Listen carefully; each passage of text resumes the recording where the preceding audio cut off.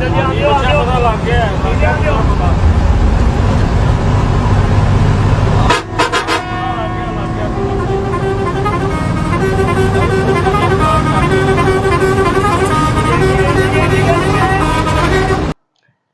ته به په دې سیټ باندې دا ویډیو ښکاري. زما ډیرورانو ته دا عاجزانه درخواست دی چې ګوره جي ستاسو سره په دې ګاډو کې په سوونو خلک ناستي، ستاسو سره ماشومان ناستي، ستاسو سره بوډاګان ناستي، ستاسو سره زنانه ناستي، ستا په یو معمولي غلطۍ باندې چې کوم دی که نه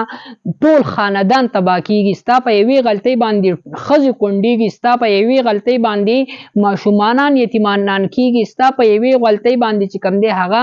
زنانه کونډې کېږي. ستا دا یوه غلطي نه ده، دا ستا یو معمولي تیز رفتاري نه ده، په دې باندې غټ نقصان کېږي. د الله خاطر وکړئ، دومره تیز رفتاري مه کوئ. تاسو به په دې ویډیو کې ګورئ چې څومره تیز رفتاري کوي، خاص کر غټ ګاډي چې کوم دي په غټو روډونو باندې، په موټروي باندې، او بیا چې حادثات وشي نو په هغې کې بیا ډېر خلک چې کوم دی هغه شهیدان شي، ماشومان پکې شهیدان شي، زنانه پکې شهیدانې شي، ماشومان پکې ولاړ شي، وفات شي، او کوم چې ژوندي پاتې شي د ټول عمر دپاره معذور شي، او د هغوی د هغه زندګي هغه دومره خطرناکه زندګي وي او دومره سخته زندګي وي چې د هغې نه هغه وایي چې زه مړ وی نو ښه به وه. ډېر خلک به تاسو کتلي وي چې هغه بیا ګوټ شي، شل شي، د هغوی د پاتې زندګي چې کوم ده هغه ستا د معمولي او تیز رفتارۍ او د غلطۍ د وجې نه هغه ته په دنیا کې جهنم جوړ شي. نو د الله خاطر وکئ، داسې تیز رفتاري او داسې تیز ډرایوینګ مه کوئ چې ستا په معمولي غلطۍ باندې ګورئ هغه خلکو ته نقصان ورسیږي. په دې باندې علماء کرام هم خبره وکړي او تاسو د چېرته دا ویډیو تا ته لاړ شئ چې د تیز رفتارۍ په وجه باندې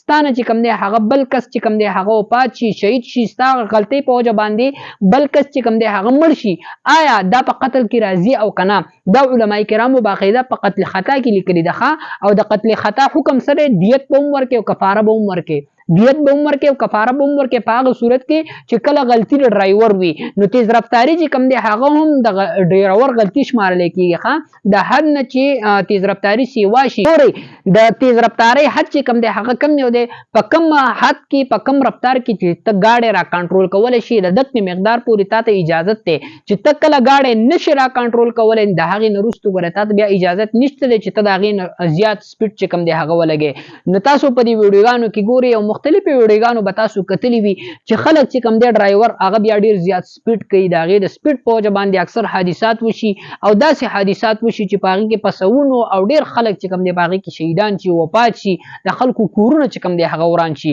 نو ډریورانو ته زما عاجزانه درخواست دی چې د الله خاطر وکئ او دومره تیز ډرایوینګ مه کوئ، ستا په وجه باندې ټول خاندانونه او ډېر لوی حادثات چې کوم دی هغه راتلی شي. السلام علیکم ورحمة الله وبرکاته.